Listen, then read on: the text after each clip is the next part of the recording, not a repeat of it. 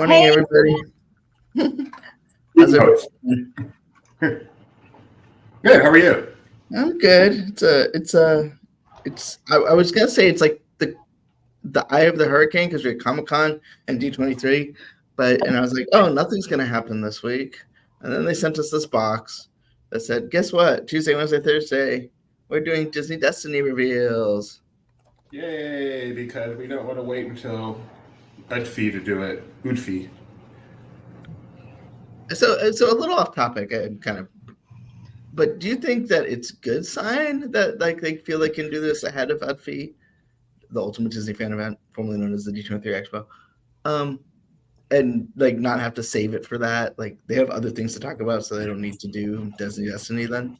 There is only one way to interpret this, and this is that the park's presentation is so chock full of information that little things like that, we know there's a ship coming, we know the name of the ship, little things like the theme of the restaurant or whatever, there's no time for stuff like that. They are going to be too busy announcing this is coming to this Magic Kingdom, and this is coming to Disneyland. And yeah, I think it's an incredible sign, and our boys better get their fingers ready. It's going to be very, very busy next whatever day of the week that presentation is. Saturday night. Yeah, it's a great sign, no doubt. They did say that the Disney Parks presentation is going to be themed around music. So if you're doing a presentation on Saturday night, there's only one song you need to play. Disney. Before we jump into everything, I'd like to say hello. My name's Rebecca Mosley, and along with that guy over there, we co-founded Laughing Place, and we're here with our partner and CEO here. Why are we on? I don't know why we're only on YouTube, but if anyone from LP is watching and wants to tweet this link, that probably is a good idea. That's weird. Yeah. Well, anyway, continue. So we're here with the kind of the latest what's happening around Laughing Place, and this morning the Disney Destiny news dropped, so we thought we'd come and chat about it and see what y'all think about it too.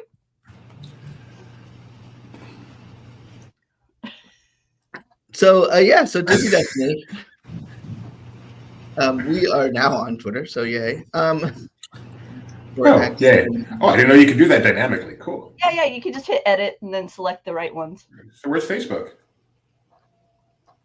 I believe on Facebook.com. So the Disney Destiny, which is Disney's cruise ship launching next year. Of course, this year, around Christmas, we're going to get the Disney Treasure. But next year, the third ship in the announced 3 ships of the Triton line. I don't even know what line it's called. Wish line? Yeah, it's Triton class, even though the first ship you're right. Sorry. They decided to call it Triton. So the Destiny is coming next year, and details have huge nipples. Details are moving on. Details. This is what I'm talking about. No.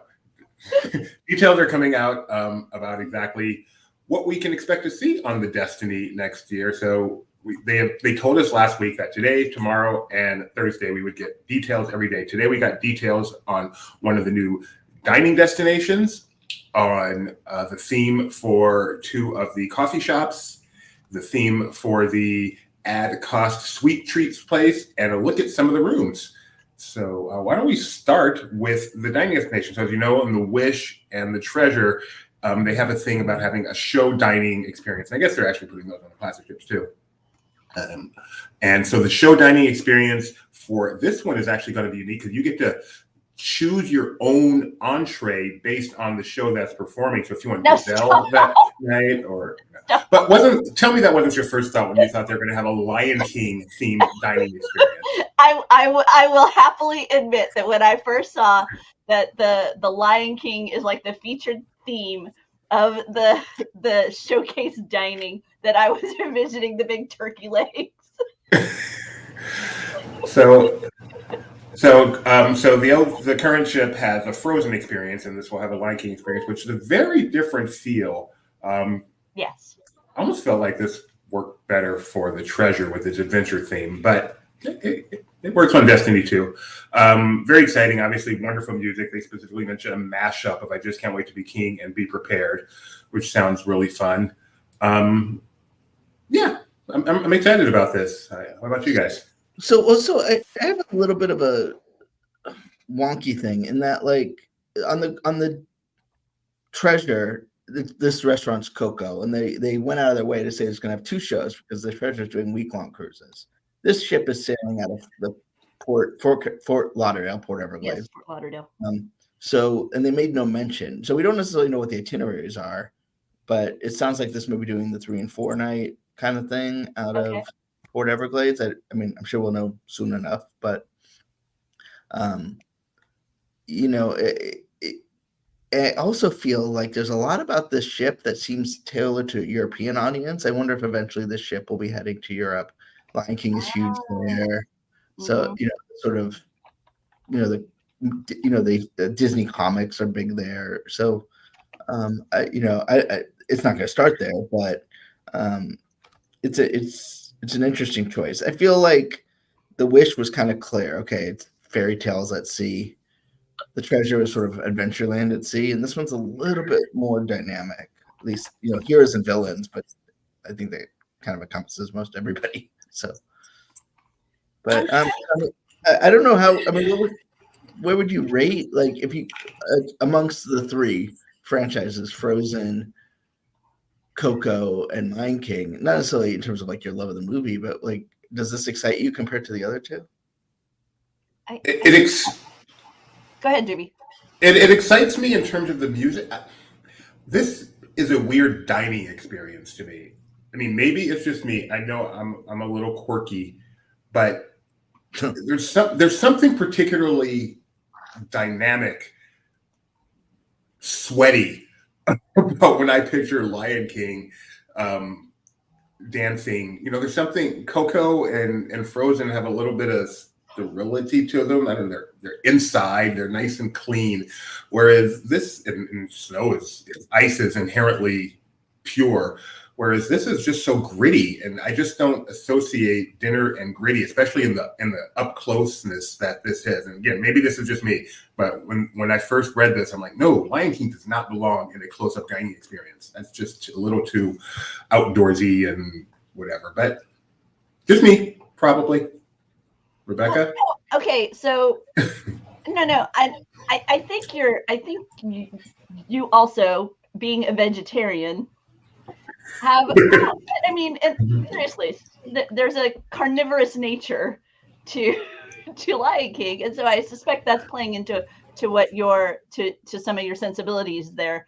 But for me, this is music that is so beloved still. This franchise is still. I mean, when we were just at the Hollywood Bowl, the 3 of us, for a Disney 80s, 90s concert. And when those first refrains broke out across the bowl as the sun rose on the video screen, the crowd went crazy. And I mean, there is such passion for the music that Elton John created for The Lion King, and the notion of enjoying that and enjoying the choreography and kind of the pageantry of it. It kind of, for me, that's where it continues to fit with what we've seen with the others, because there's a pageantry to what they've done with the Arendelle dining experience, and I suspect similarly a pageantry to the Coco element. It's just, I think both of those felt like festival, like celebratory festival parties for your friends. Whereas I think this is going to be I'm interested to see this in such an intimate setting, because previously I've seen it as a parade, I've seen it as a Broadway show, I've seen it as a stage show. Even Festival of the Lion King is a rather large arena in Florida, so it's going to be very interesting to have that same presentation so kind of in my lap, so to speak. I'm excited. I'm being honest. I'm excited. But I'll bring earplugs. As a vegetarian, does that mean like you eat grub? Do you think they will have like an animatronic Timon and go around to each table like Olaf does? Stories I've heard about Olaf. Can you pull up the concept art again? Yeah, I was going to ask you guys, but go ahead. What were you going to say? Okay, I guess so. When I first saw this, I didn't see the stage.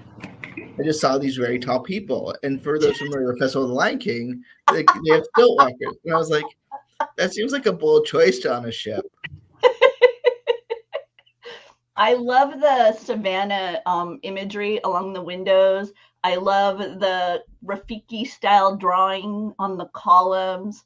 When I first looked at this, what I noticed was that the table seemed to be sat at an angle to the stage, which is not what I feel like we've seen with the other. I couldn't find a previous artist rendering of like Frozen to see if it was represented similarly, because I mean, I will say that's one of the challenges that I found on the Wish was this dining was so close and you felt like you were with a party of 45. It was just one big long table that seemed to never end, whereas these feel like more typical cafe, whereas like a family here and a family there and a family here and a family there. So I'm curious if there's been any kind of revisioning of the spacing at all, or if that's just artistic rendering. Starts, yeah.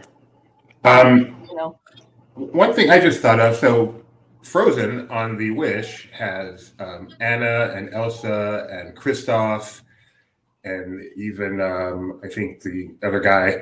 The treasure clearly shows Miguel. Is this going to be, will there be any characters from The Lion King in this?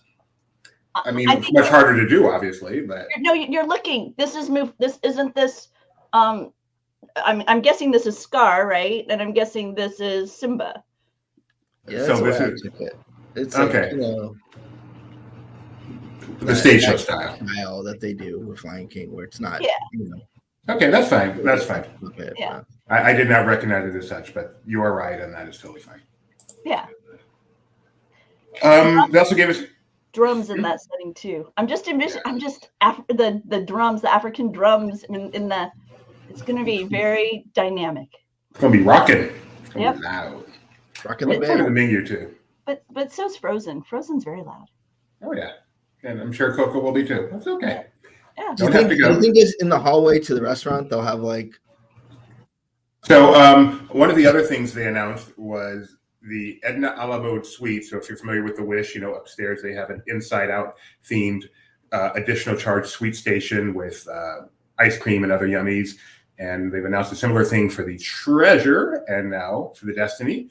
They've let us know it's going to be themed to the Incredibles, and specifically Edna, with a very cute name, Edna a la mode. So inspired by the Auntie Edna short film, a lab of modern sewing equipment will be repurposed as sweet making mechanisms meant to entertain Jack, gelato, which is just Italian ice cream, cookies, candies, and specialty treats. And of course, you can take photos. Do you know the difference between gelato and ice cream on a Disney cruise? About $2? One is free and one is not. Yes. And when the other day when they sent out a package to the media, they sent out various little fabric stickers, and among them was Jack with a little ice cream cone, and so now we know. Edna mode. So I love these upcharge ice cream stations because it's totally optional. They still have the free ice cream. Yep. It's really good. It's reasonably priced and free samples as much as you want. They encourage it. And so go up there every day, get a few samples, and then, at least one time buy something so you don't feel quite as guilty. And they're so well themed too. They're a lot of fun.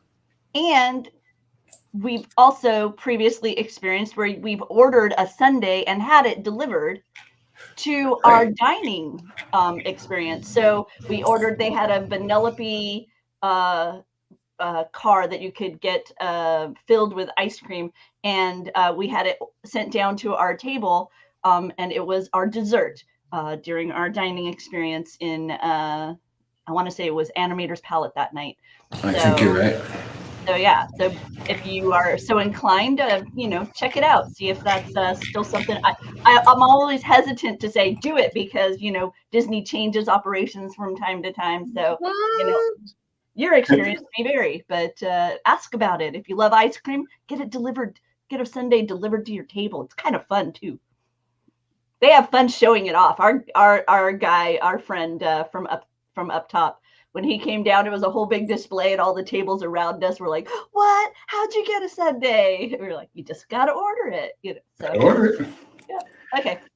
Okay, and then they have announced so if you've been on the Wish, there are 2 cafes. I think they're probably deck 5, maybe 4. They're above the atrium. Just kind of coffee cafes. One of them is called Wishing Star, and I can't think of the name of the other one right now. But they will have similar cafes here, and see they have nice charging stations too. They're really good location. This is the Wishing Star, just off the Grand Hall aboard the Disney Wish, and we have learned that on the Destiny they will be what, Doobie? There will be Cafe Megara and Cafe Merida. So each they will be themed to the lesser known M princesses on the Disney. Name a better well-known Disney M princess. Megara from Hercules, Merida from Brave. So we're looking at Celtic imagery, obviously, with Brave. They say there's going to be a tapestry with a bow and glowing lights that pay tribute to the will-o-wisps. I really need to see. This is a hole in my Disney knowledge, Merida. I've not seen Brave. And then for Megara, they're going to have a tribute to the Greek gods and legendary heroes. It's going to have lightning bolts and clouds of Mount Olympus. It's going to have the muses. It's going to have nods to Pegasus. On board the Wishing Cafe, it has like sweet little nods to the story of Pinocchio. You have an image of Geppetto and Pinocchio. You have a little statue of Jiminy Cricket within the cafe. So I'm envisioning similar dynamics, but it's not profound. It's subtle touches within the decor. And the nice thing for me about the Hercules choice here with Megara and Mount Olympus and whatnot is with Percy Jackson being such a big thing, it's kind of, it'll be nice to have some kind of Greek god nods, because I know that right now there's a fascination with that, like I say, thanks to Percy Jackson and the Olympians. So, maybe a little duality there for fans. And then finally, they have given us a preview of the rooms. Some of the staterooms. Before we move on, Doobie, can I ask a question of y'all? Yeah. They describe, this is all like hero focused, and they describe Megara as a heroine. Why is she a hero character? Is she not kind of the ultimate? It's kind of funny, ironic maybe, that isn't she kind of the ultimate damsel in distress dynamic within kind of a storytelling arc? Or am I forgetting the story?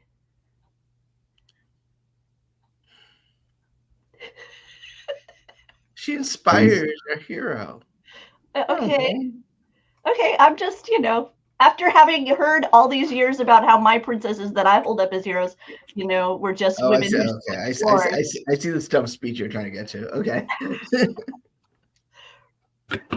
Just saying. Sorry. Go ahead.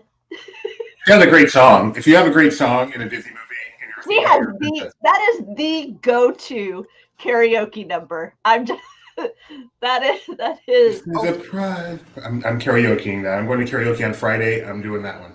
It is. Yes, he is. It is the best. Oh, that's awesome. Yeah, we have fun. I don't actually sing, but I go. What's that? Whatever. No, that's a lie. I have seen you karaoke when you go to karaoke night. So don't even. I'm gonna bring Disney Vacation Club. Okay. Clear. All right. So we got. Go ahead. No, I'm going ahead. We got to look at the rooms. We don't know the theme. So the Disney Wish, presumably the Treasure, they have several themes for the rooms, like 5 different princesses on the Disney Wish. You get a room. So they have not announced what they will be, but we do know, at least based on this picture, that one of them will be. What is this picture? Rebecca, do you have it? No, I don't. So put it up. I'll tell you, because I know the themes that are out there. All right. Sorry. I'm choking. The Darth Oh, by Vader the way, ring. Bloom, the song we were talking about is the "Won't Say I'm in Love."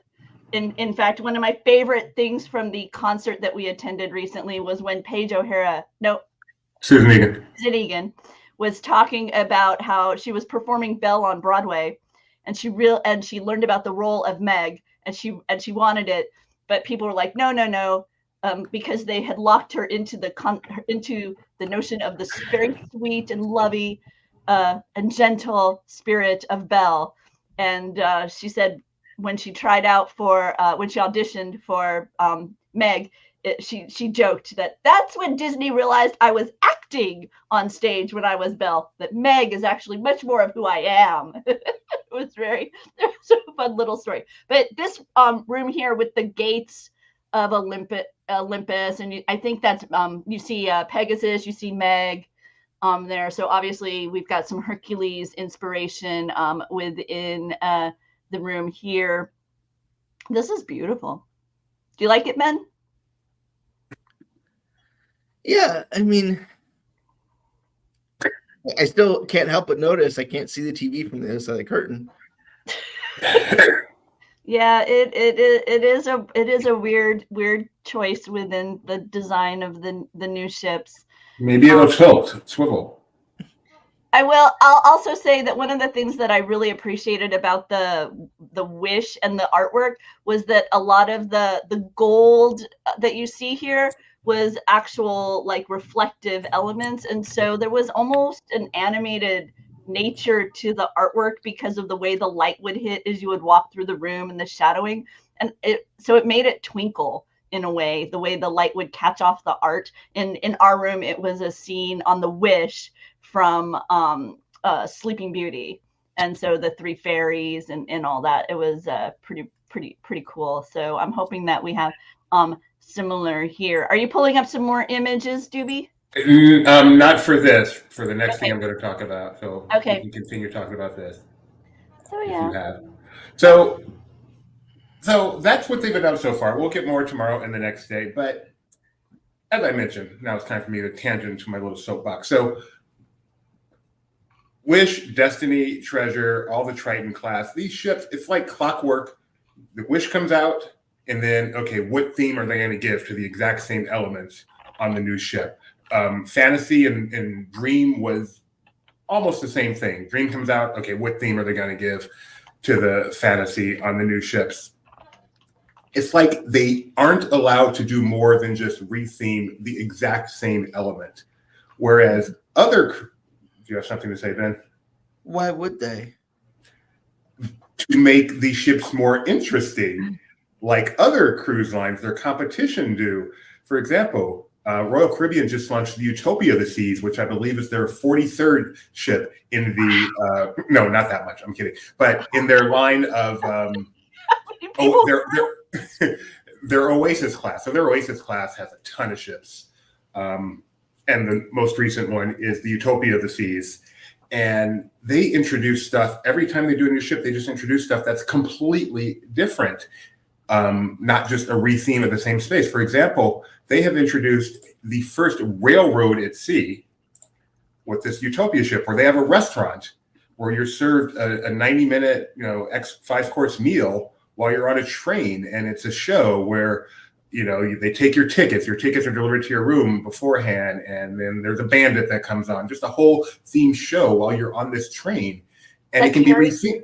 And that's Carrie. This is Views and Cues. Okay. Yeah, sorry. This is from Views and Cues, which is our favorite cruise blog. Our very favorite. You should have seen the time we bumped into them in a Disney theme park. We totally fangirled. It was so much fun. But go ahead, Doobie. Yeah, and then this can be redone. I've seen other pictures where it's just like a snowy scene out there. They're talking about a shorter experience where it's like a romantic wine, experience or something. It's just a completely different space than on any of the other ships in the same class. And Disney just doesn't do that. They keep their ships pretty identical within the same class. And I mean, the ships sell, and ultimately the goal is selling, but Right. it is just disappointing that in a company where themed entertainment is their middle name and they're supposed to be the pinnacle of themed entertainment, when it comes to cruise ships, they are clearly nowhere near the top, and that's disappointing.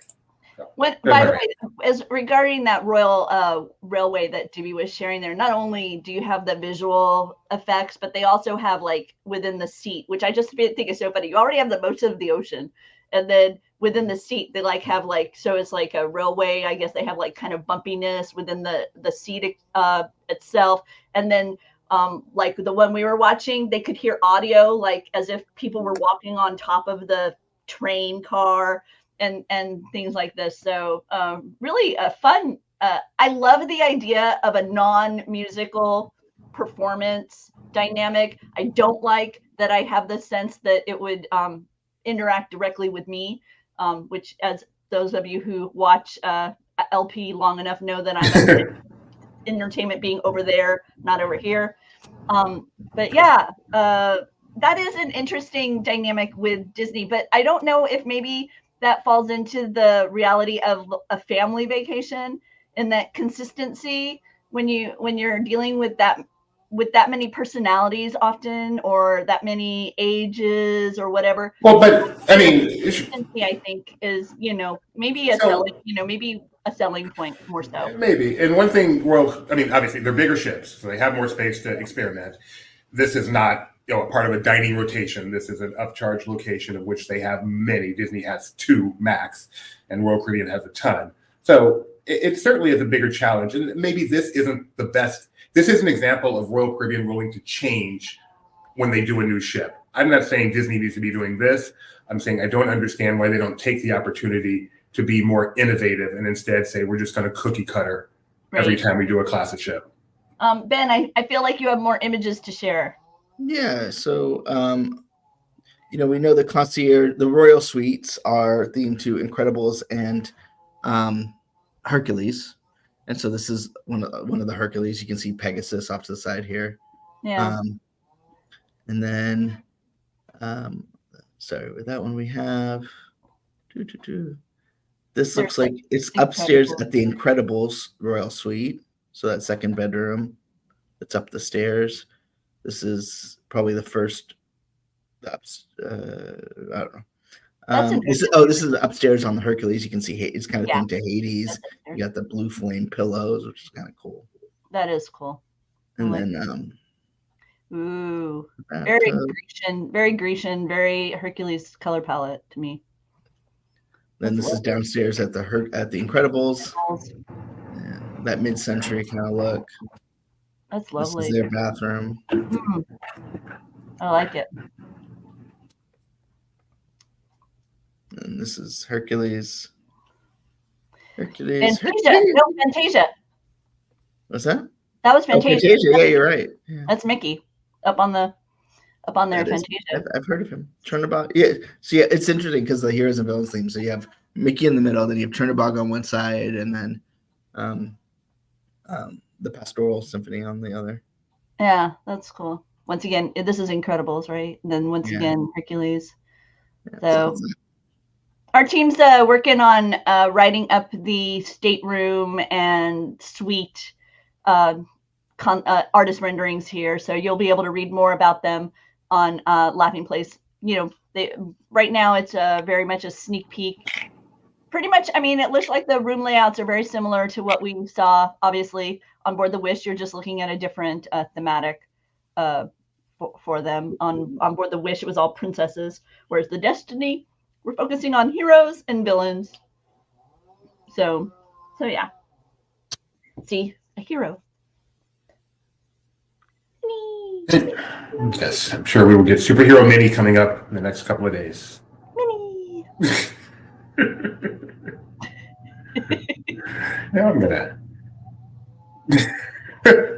What's up next, Doobie? What else are we talking about around here?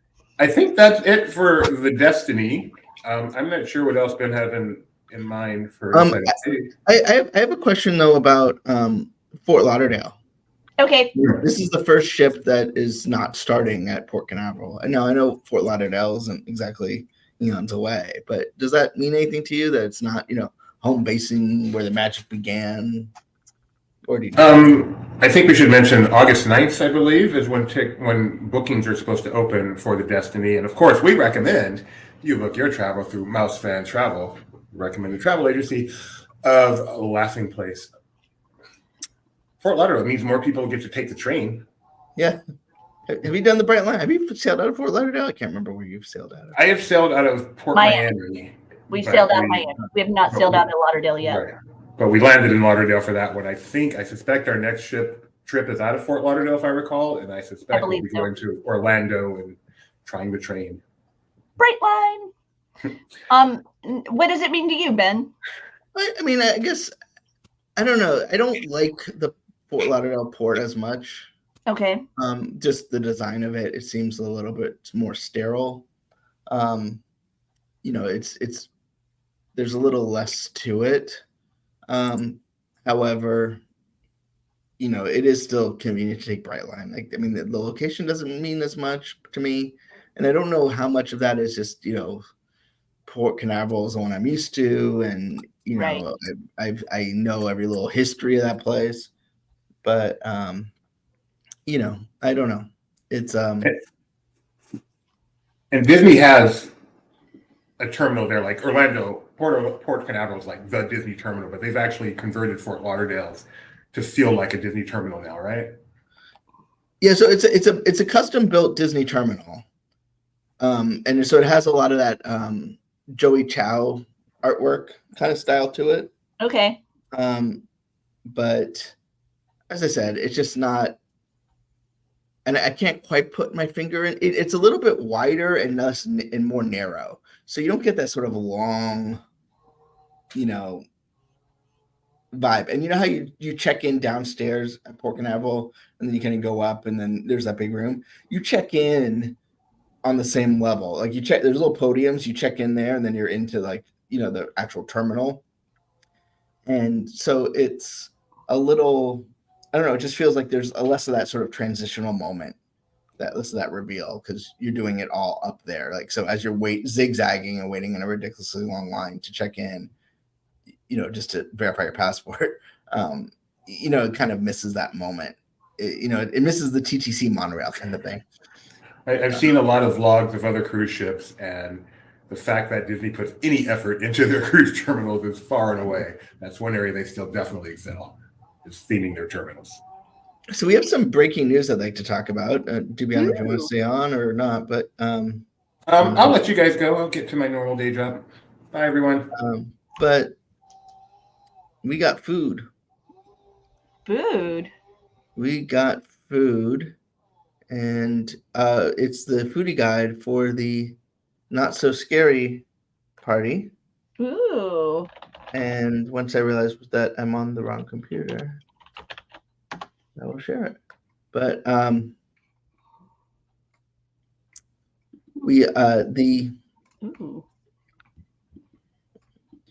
the Not So Scary party obviously has been announced for a bit, but and it's arriving at Magic Kingdom August 9th, so it is just around the corner, and it lasts through Halloween, and they are now sharing the treats that we can expect to see, starting with Main Street Bakery.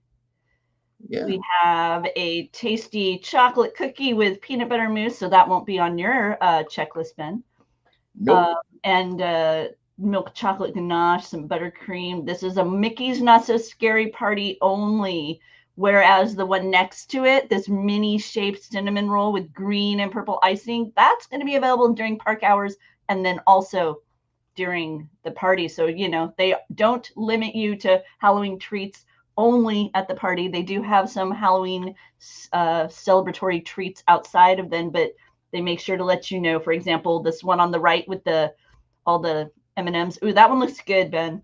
It's a cookie sandwich with the M&M Ghoul mix, because that's the orange and the purple and the green. And I'm looking at the cinnamon apple sundae. That's your kind of thing with the caramel sauce and apple pie filling. Ooh, Red Hots cinnamon candies. I suspect cinnamon candies because I suspect Red Hots is a brand. Yeah. Good point. That one is available at the party only the Sunday. Let's move down to, now we've got food that's happening at Plaza Restaurant. If you're in the chat and you're going to Mickey's Not So Scary, hey, let us know. Let us know, what is it about Mickey's Not So Scary that you look forward to the most? Because I'm kind of curious.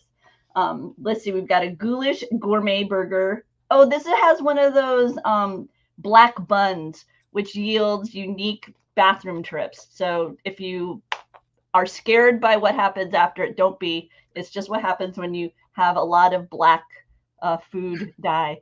I speak from experience both as a mother and a consumer. Ooh, That's a lot of poop. Turkey Club. Oh man. Okay, this is some good looking stuff. This graveyard milkshake looks cool. I'm kind of past the age where I want to eat all that, but it looks pretty. And the layered pumpkin cake with cream cheese mousse. I mean, this is all at the Plaza Restaurant, so table service. Man, does that look good? Yeah, no, that's very refreshing. Over at Casey's Corner. Oh my goodness, at Casey's Corner. Look at that. Like, those are some fries. That is barbecue pork, so that's off the table for me, but with sweet corn. So you've got fire roasted corn, queso fresco, cilantro, obviously the chipotle barbecue pulled pork barbecue up there on top. They've also got a hot dog that they're throwing all that on top of. They also have the mini corn dog they're throwing that mixture on top of, so you can grab all that. And this is all going to be during this kind of a fall Halloween season, as well as at the party itself. And then that fun cheesecake over there that looks like pumpkin, because it is a pumpkin cheesecake. It will be at the party only. So if you want to add that to your party treat list, that's one of the hard parts for me when it comes to these parties nowadays, is they have so many different goodies, but you don't want to make yourself sick or damage your budget. Just really, you only have because you only have so much time to eat. Yeah, you only have so much dessert. But it's hard because I want to eat it all. I really do. Oogie Boogie Cupcake. This is an ODV option over there by Cinderella Castle during the party. Some worms and dirt churros. No, thank you. That'd be a hard. Not a big fan of what do they call that? Worms and dirt. Okay, I'm not a fan of churros to begin with. So I'm hard. So you really have to convince me to get a churro. But then you throw on summer sour gummy candy. Nah, I'm not a fan. And I don't like worms and dirt. So yeah, no. But the mango, is it chamoy? I love chili lime seasoning, but I'm not sure about this chamoy thing. I'd have this is the kind of thing where I got tricked into eating it at Company Adventure when it was a promotional thing. Okay. And I was not ready for the because it's taste. Tart. It's smoky, right? A smoky tartness, as I recall. It was it caused me to buy another water. My son would be all over this because it's a chocolate caramel tart and it has Twix cookie bar pieces on top, and he loves Twix cookie bar. Is he more of a left Twix guy or right Twix? I don't think he cares. Nope, I don't know. Well, I'll ask him. Sweet and spicy beignets. This sounds really tasty, Ben. It's berry and cayenne, so it's got that heat. And then you would skip it because it has a chicory coffee sauce, which I love chicory coffee, and you are not a fan of coffee. But on the side. Huh? On the side. Like you can see the sauce on the side. That's true. That's true. If I want to get adventurous. But it's not like I'm looking for things to eat. So, I can be a little picky because there's a lot of great looking stuff here. Over at Pecos Bill Tall Tale. Can I just say that it's still called Pecos Bill right here? And no, when we haven't, I keep waiting for a name change with Pecos Bill. I don't know why. I just do. But we've got it's just became Pecos Bill, like in the 90s. Cajun spiced all Cajun burger. So they're really leaning into the heat. That's been one of the things that's been surprising. Been writing about the theme parks for 25 years now. And the way the palate for the consumer has shifted And I mean, when it used to be when they said spicy, as somebody who enjoys truly spicy food, growing up going to Thai restaurants and eating a lot of Indian cuisine and whatnot, I'd be like, yeah, whatever. But now there are times where, I mean, they say spicy, they actually mean it. It's been an interesting change within the industry to see that. So yeah. Oh man, so much good stuff. And Sleepy Hollow, the big controversy here, right? well, yeah, I mean it's Hand that. dipped corn dog with spicy violet mustard and spicy cheese flavored snacks. That actually sounds good. It does. So do the glazed wings with chili threads. Ooh. Are you a And red velvet person for Madame Leota's seance candle? Doobie would like that. It looks like a push-up, but but it's tasty and yummy. And then they have a funnel cake with dulce de leche, caramel. I'm sorry, peanut butter and chocolate sauce, and apparently Snickers pieces. That's how you get some of that peanut butter there. Oh, look at the sipper. Yeah. Is that the one they had at Disneyland last year? I don't think. I'm sorry. Wait, what did you ask me? Is that what they had at Disneyland last year? Wasn't there a Winifred Sanderson slipper? Oh, maybe. I know it's new to Magic Kingdom's Mickey Not So Scary Party. You're better at remembering that kind of stuff than I am. I'm not. I mean, I'm just. Yeah. Okay, it was at California Adventure last year. Okay. Oh, she's adorable. Because the question was, like, are they going to do the other ones like as a set Right. each year? So is there going to be, Clarabelle and Daisy? Boo Liberty Square has a blondie. If you love blondies, my husband loves blondies, so those are yummy. I always wanted to eat a tribute to Claude Coates and Yale Gracie. Wait, who's Fred? I don't know who Fred is. Oh, okay. I mean, I think it rhymed with head, but I don't know. Okay. I don't know. I'm sure it's somebody, but I don't know who it is. Ooh, some village clams on flatbread. Clams? Ooh. Okay. Yeah. That is a very interesting thing to me. So it's called the creepy clam flatbread. It has bacon. It has black ink pesto, Romano, and a chile aioli. That I'm going to be intrigued to see what the taste testers think when that one makes its debut. And these are all Not So Scary only offerings, including the beautiful swinging wake cake, which isn't pictured there. So I want to know where this rose is because I don't see it listed in that list. So I'm wondering where it connects with. Ooh. I'm sorry, I lost my place. Over at Be Our Guest restaurant, that's what you're looking at now. Oh man, okay, I'm getting hungry. Is it not the wake cake? The swinging wake cake? Well, it doesn't seem like it, but I guess it might be. Oh, with a moose. Yeah, I guess that's what it is. Yeah, you're probably right. Now it's not so interesting to me. Because that design that they do this design of a cake over at Disney Studios along Sunset Boulevard, and it is one of my favorite desserts at Disney World. It's on my to-go list whenever I'm down there. They also have this drink coming to Be Our Guest. Vodka, like a drink. What'd you say? A drink. Yeah. Vodka. Man. Cast iron trout with charred calamari, squid ink, breadcrumbs. Wow. Like I say, this is not my mother's theme park cuisine. That's amazing. Stepsister's dessert at Cinderella's royal table. Oh. But here's the thing: this thing is only at Be Our Guest. It's only available during the party. But who wants to spend like an hour of their party at Be Our Guest? Or CRT is the same. Yep. Wow. I feel like that's color corrected. Was she really that purple in the movie? I feel like there was pink in. Well, it helps fit the dessert. That's what I'm saying. Friar's Nook. Ooh, a Coca-Cola cherry barbecue sauce. Oh, that sounds good. I like this little s'more cup. I mean, it's cute, like with little eyes, little ghosts. Yeah, that's cute. A buffalo chicken hand pie. Woohoo! Hand pie. I can't help but notice that the hand pie is covered with sauce, which makes it not so handy. Oh, see over here, Anastasia and Giselle, different colors. We have pink and blue. Dole Whip, strawberry lemon curd, and strawberry popping, or a blueberry soft serve with vanilla crispy pearls. There you go.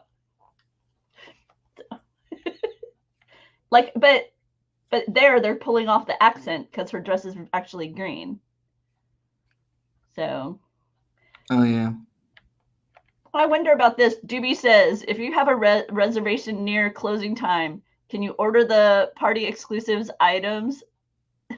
I don't know. It's a good question. I wonder when they switch over. We'll have to look into that. That's a fun idea.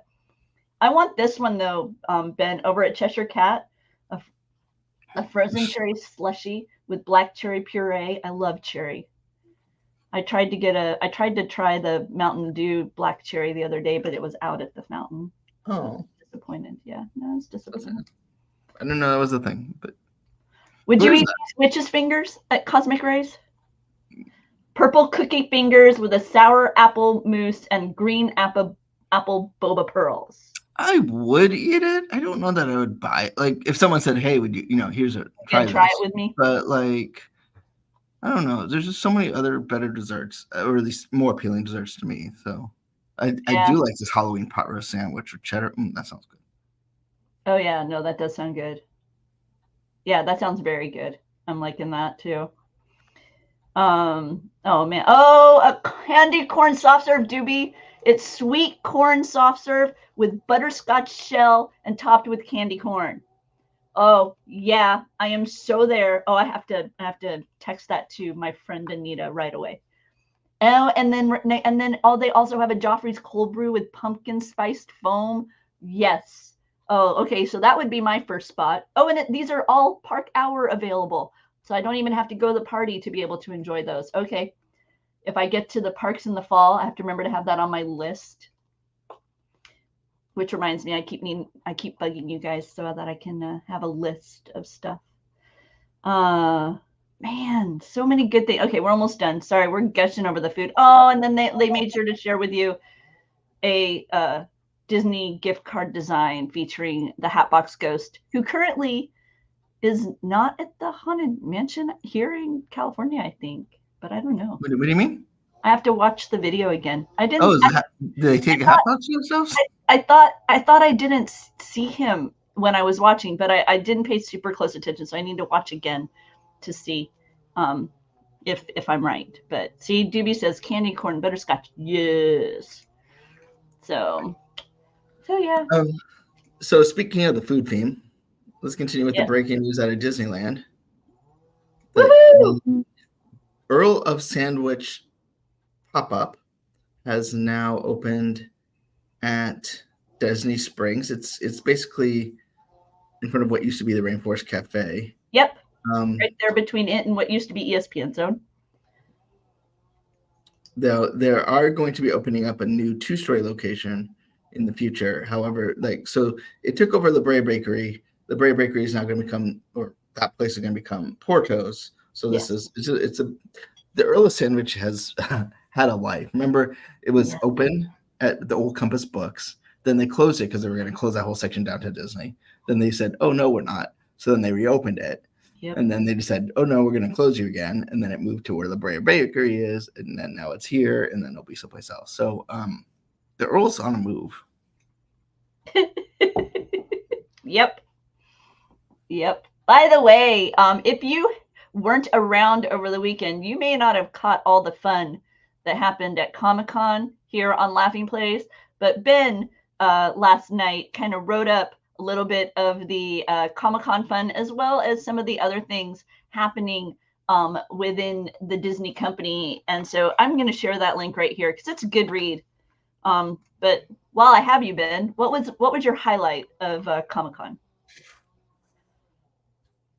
So I love being there. So the most impressive thing was the drone show, right? Guinness World Record breaking drone show.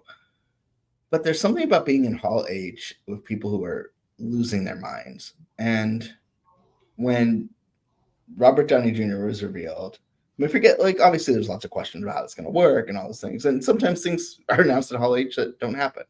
But it's so much fun to enjoy that moment when everyone just loses it.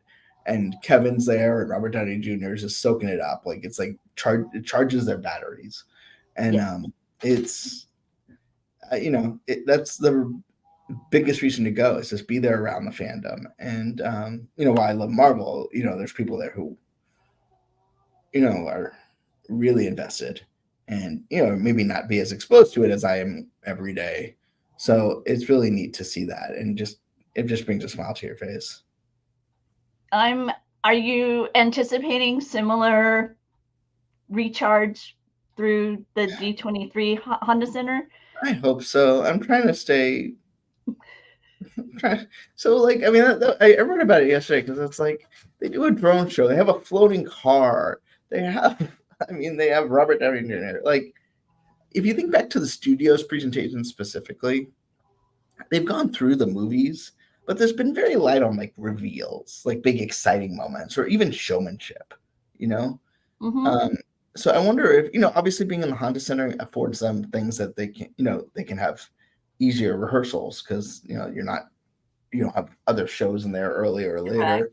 You have a bigger sort of footprint to work with. But, I would love something just wows, just to make home. I mean, just to bring it home that this is supposed to be a big deal. But we'll see. I don't want to, I don't, it's a dangerous pastime to, over anticipate what they're going to do because you think crazy things and then they don't deliver on it and you're disappointed. So I'm trying to keep my expectations in check. But do you feel that there's a different perspective that they come to Comic-Con with? Because here's my question. When you're dealing with something that's called the Ultimate Disney Fan Event, I feel like not only is it ultimate event, but I feel like it's ultimate fan. So therefore, they're a soft sell, right? Whereas I feel like to an extent, Comic-Con is a chance for studios to break through the noise and convince you need to go. I feel like there's a marketing aspect to it, whereas I don't know that D23 has that same necessity for the studios. But am I wrong? For everyone except Marvel. So. Okay.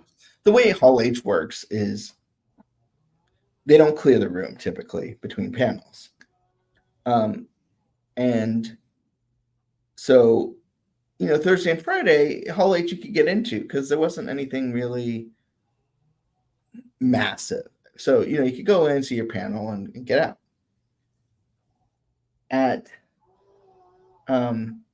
For Saturday, though, everyone wants to be there for Marvel, and everyone knows they need to get there early for Marvel. So people camp out overnight and stay in Hall H all day. So you have things that people may be exposed to that they wouldn't, like Superman and Lois on the CW, Berserker, the Penguin show coming to Max. Like, that's not why people have shown up to Hall H, but they may be exposed to it and go, oh, let me give it a shot. And I mean, I've been exposed to things where you're like, The Good Place, for example, I was exposed to at Comic-Con, or, and I ended up enjoying it, or Severance, or other things.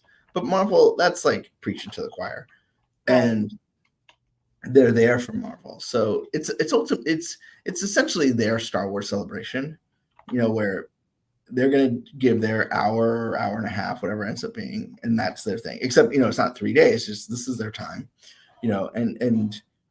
While both Marvel and Star Wars will be at D23, this is really this is their chance to give the State of the Union. And there's usually a slightly different perspective at D23. I mean, I point out they didn't mention anything about streaming at Comic-Con. So nothing about Ironheart or Agatha or anything actually beyond, any 2026 movie that isn't Avengers wasn't mentioned. So, they still have opportunity to do. I expect that there'll be less Marvel there, but there's still an opportunity for some excitement there. But I would love that with Tron coming out, like have that be a moment at D23, or I don't know what obviously I don't know what's being announced, but I'd like there to be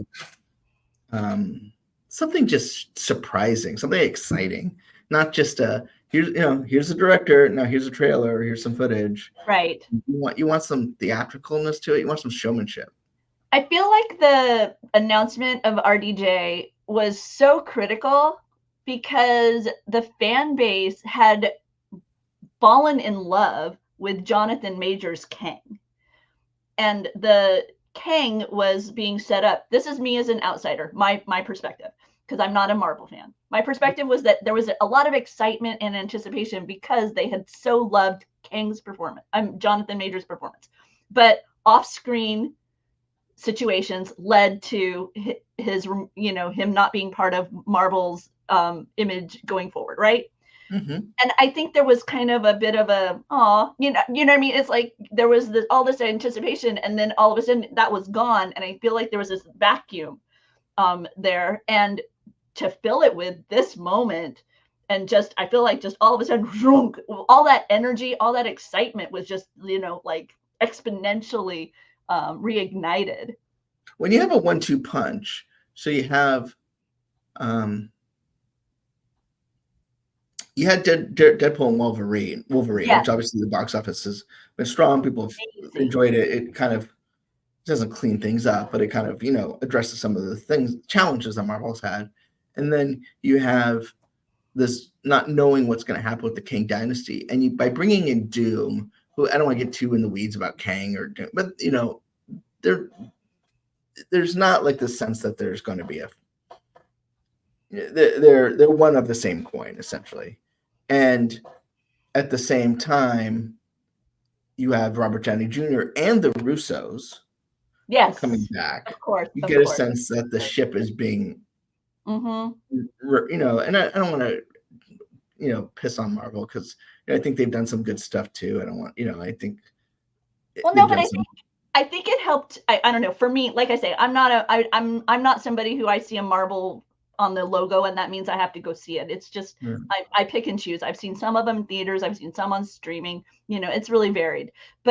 And my level of enjoyment's really varied. But like from a Disney fan perspective, like you say, seeing the box office for Deadpool, Wolverine, seeing the excitement that came out of Comic-Con for the Russo brothers' return, for Robert Downey's return, it just feels like we can set aside that narrative of people are over superhero movies. There was kind of that narrative was out there, has the superhero genre kind of burned itself out? Well, I think this is Kevin would say this beforehand, like when people complain, one is I think bad superhero movies take down everybody, but at the same time, I think good, that's like saying, are people over, horror? Are people over animation? I think they want to see good films, and there is oversaturation, but at the same time, making it good helps a lot.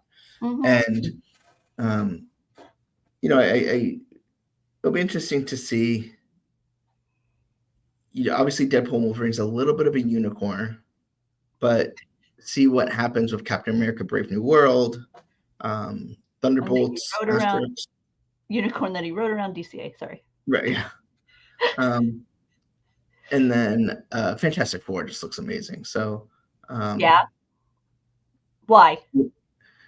As a Disney fan who, always kind of thinks of peak Disney as like the 64 World's Fair, that aesthetic, that kind of pre-Epcot optimism to see a movie set in that. It's like the movie Tomorrowland should have been.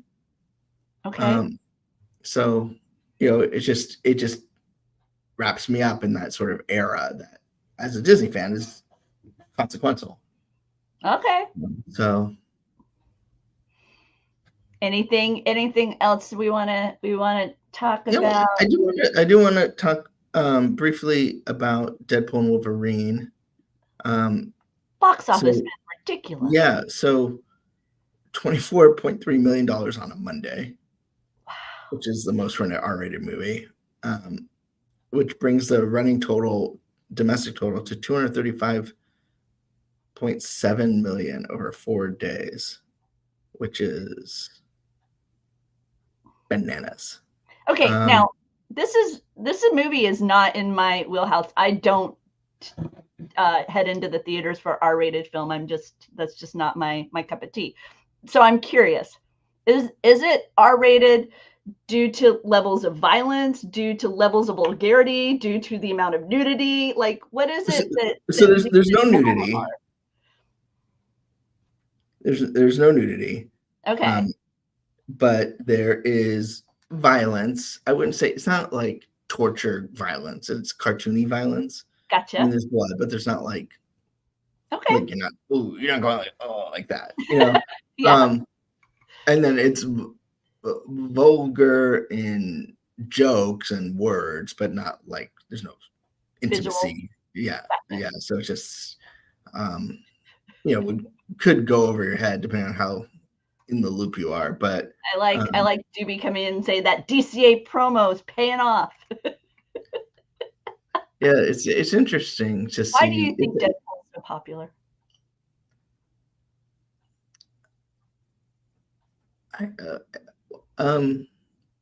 Well, why is Deadpool popular as a comic and why is Deadpool popular as a movie? I think are a little different.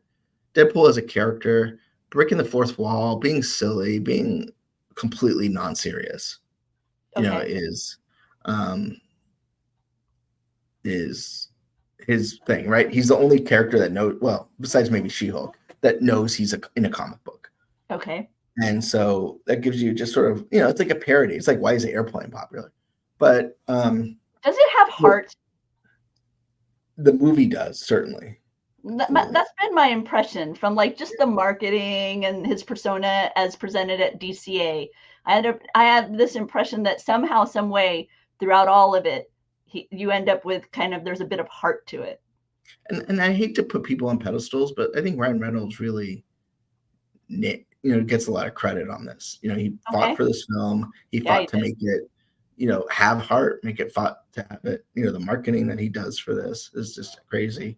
So yeah, I mean, there's definitely heart. I mean, it's not just a screwball comedy, right? There's a buddy film in here that is powerful. And I mean, it's not just this one. I mean, all the Deadpool films had some level of heart, right?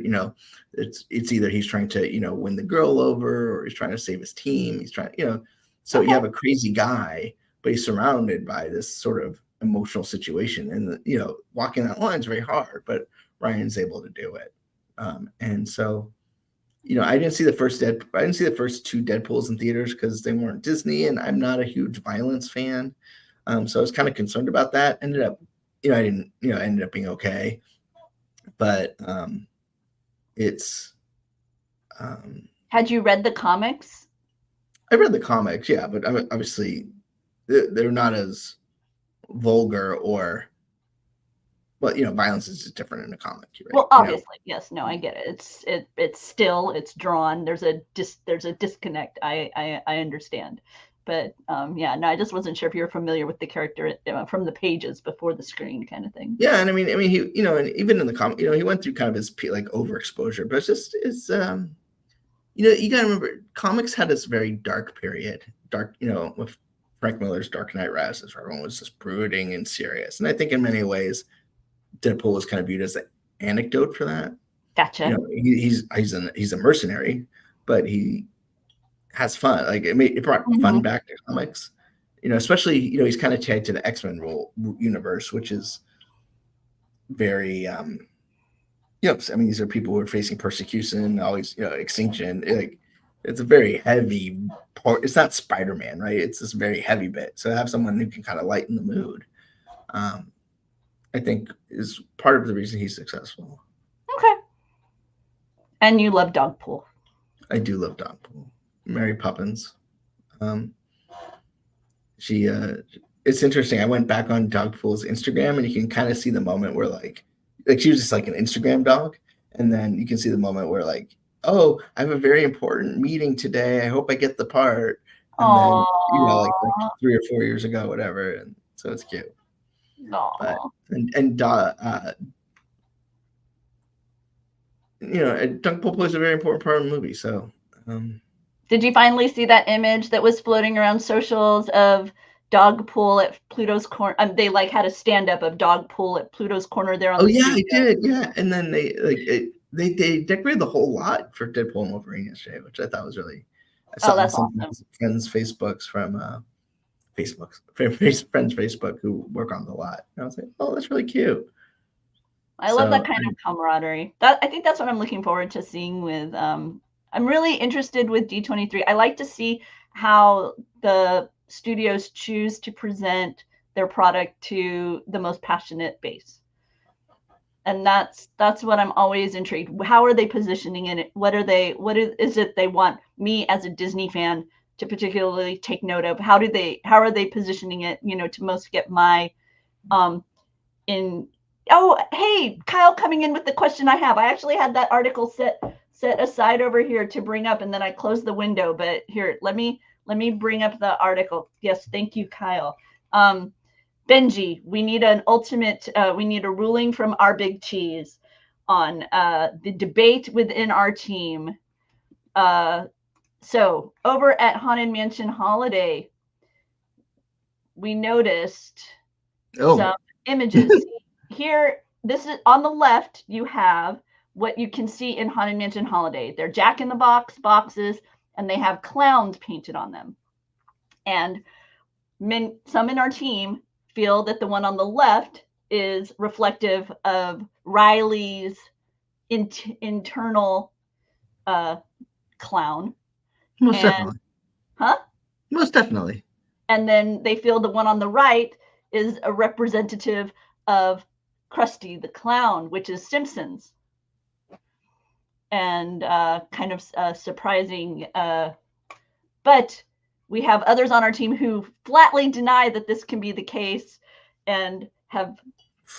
Can be the case? Why? I mean, I'm just like, oh, I've talked to people and no, it's not, that kind of thing. So I'm curious, when you look, if you're looking at that, do you say yes, Krusty? I say yes, Krusty. You say yes, Krusty?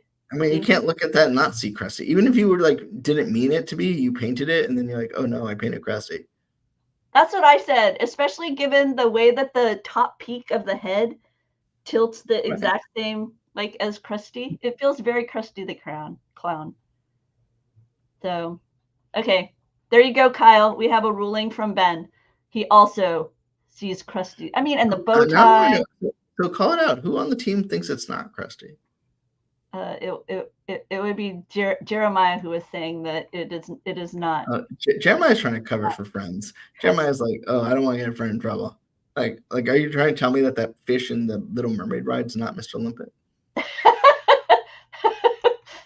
By the way, previously the clowns, they've looked like that, which, like no. No, I didn't bring it. I got it. I went to Jack in the Box in San Diego, and they gave me a Deadpool Jack in the Box antenna topper, which I had an antenna. But now they have straps, so you can like use it as like a back trunk.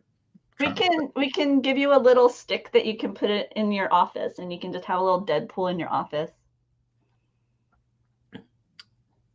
I guess. You deciding whether or not you would do that in your office?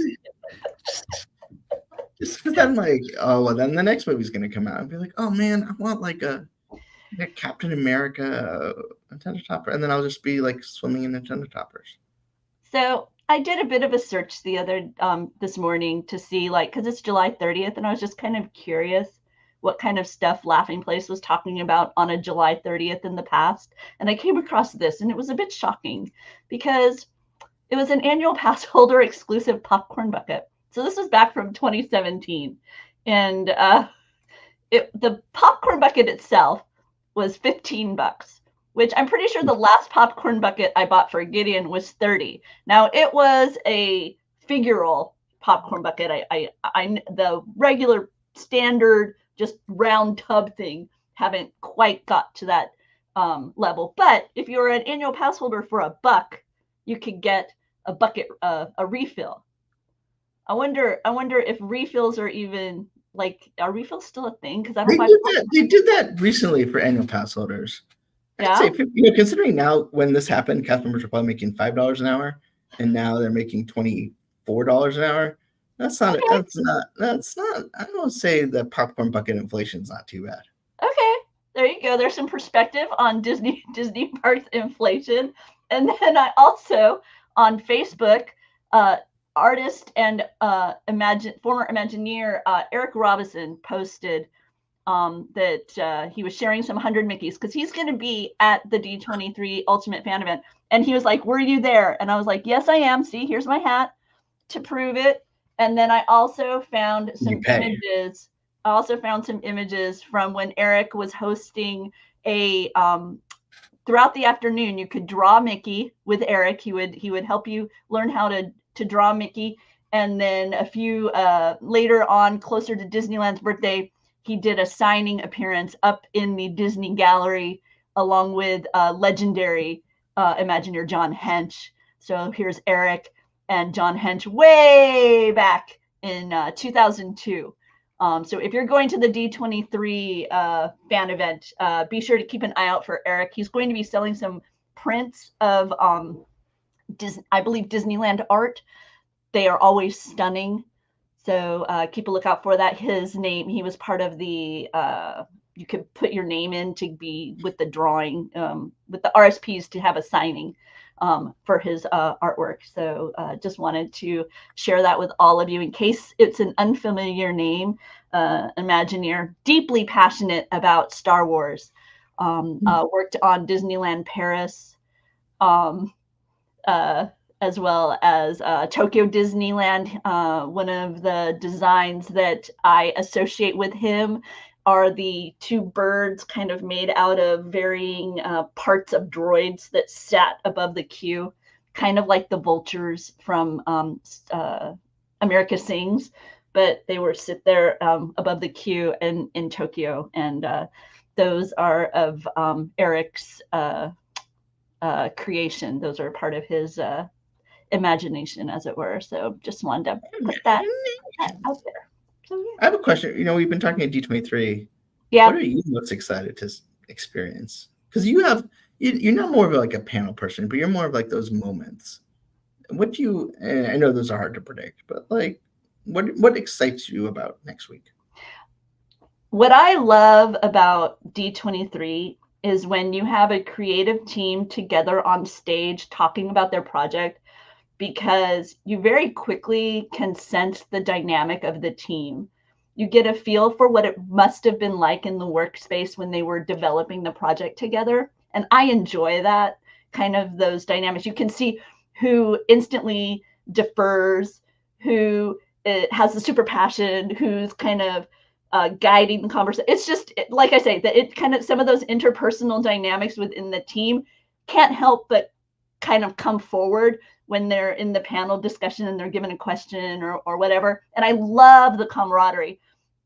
People making sure to highlight other team members who maybe aren't as willing to step out there and take credit, take the moment. I love it when the team kind of is like, okay, but remember when you did, and then that, or I loved this moment, and that kind of thing. And I mean, it was out of these kinds of events where we first learned, Tony Baxter's the whole story behind how we ended up with the boulder moment of, I'm sitting in a car wash, those kinds of stories come out of these types of events. And so I love those kinds of things, kind of learning a little bit more of the personal, the personal angle on it. One of my favorite things from last D23 was the presentation that was happening on the show floor at the Pixar booth. The archivist at Pixar Studios was just discussing what she does to maintain the history of Pixar moving forward, and all that entails.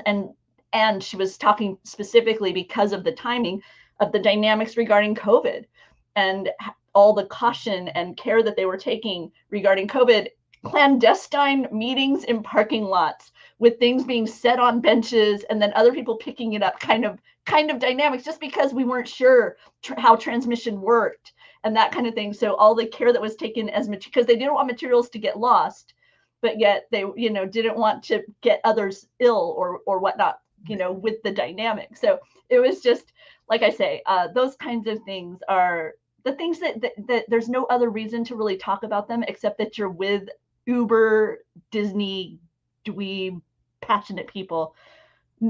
Most people don't want to know these stories. That's what I really love. It's funny. I was thinking about the story of how Once Upon a Studio was like they would drive to Taco Bell and like lower their windows and talk like between the cars. Like that's how they would work on Once Upon a Studio. And Yeah, like so somewhere there's like this like somewhere there's a Taco Bell where this guy knows like the Taco Bell guy knows everything about Once Upon a Studio long before we knew about it. exactly. Those kinds of things I very much enjoy, and so we'll see. And it's gonna be, I wrote in my article. It's interesting to, this is the first D23 that's sort of overseen by Asad Ayaz since he became chief brand officer. Now he's done marketing for Disney Studios for eons, but Okay. interesting. This is a different leadership team. Different. I mean, there's plenty of people still around, and Michael Vargo had D23 who's been around, but it'll be interesting to see. Also, now that we have a new Bob again, who's the old Bob, what it is. I mean, I think there's no question that the last D23, which was built as the kickoff to Disney 100 event, which ended up sort of fizzling out when Bob left, Correct. was a Bob Chapek moment. Like it was designed to showcase Bob Chapek's vision for the company. Right or wrong of this debate for another day. Correct. So is this, and I view this as the post Bob Chapek, realignment, post layoff, post reinvigoration of the creative engine.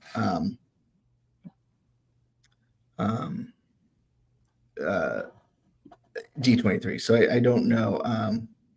As I've shared with you before, for me as somebody who's been writing about the company and kind of monitoring the company along with being a fan, I really feel like I've watched it transition from a hospitality, what I thought Disney park specifically I'm focusing on, as shifting from a hospitality brand to an entertainment brand.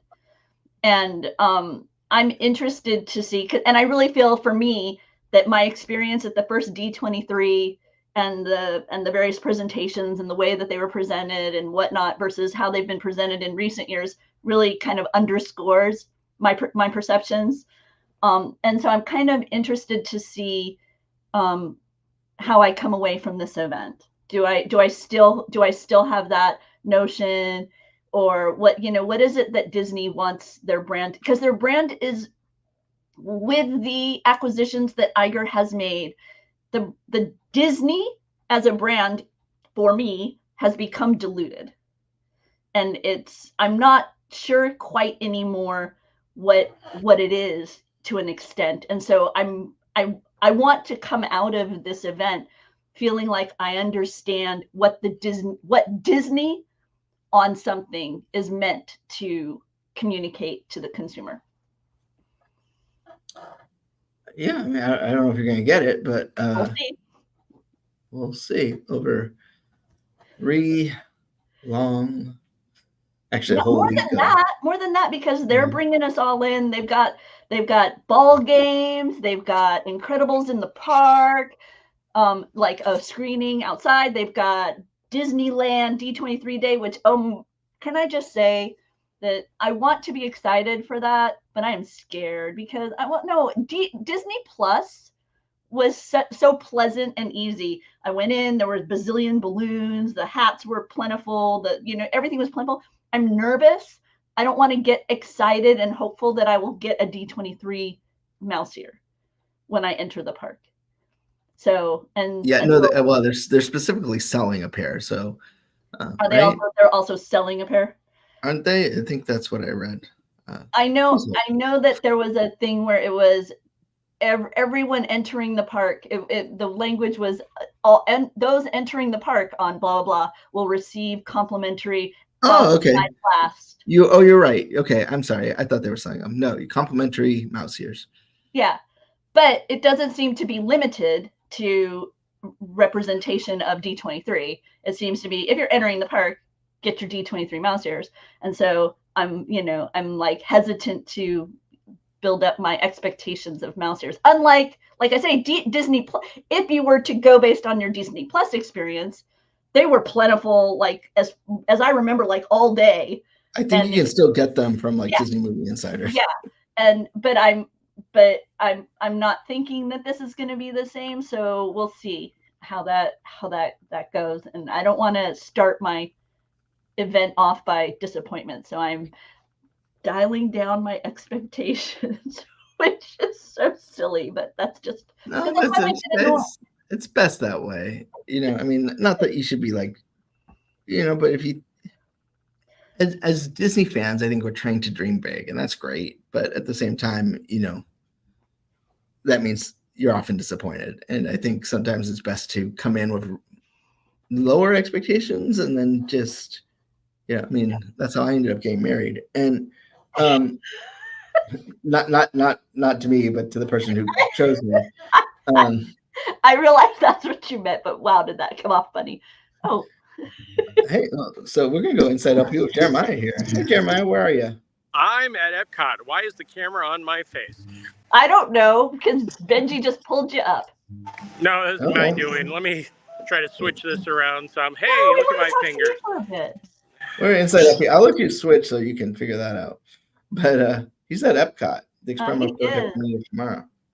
It's kind of fun to watch him try and figure out how to use his phone. I know. I was like, can we just talk to him while he tries to mess that around with that? That would be fun. I want to know what he's looking forward to at D23. So when he comes back, there's trash cans. See you later, trash can. Oh, those are cool. But, hey, Jeremiah, what are you looking forward to at D23? Benji already knows my answer to this. The World's Fair panel is one of the things that I'm most looking forward to. But overall, the floor and... You bet you're not going to get to see it. The floor? You're looking forward to the floor? Yeah, seeing everything. The activations and activities on the floor are always, exciting. The archives exhibit of the vehicles will be cool. I like that it's going to be spread throughout the convention center, not just in one area. That is nice. That is nice. It looks like a lovely day at Epcot. Are you melting?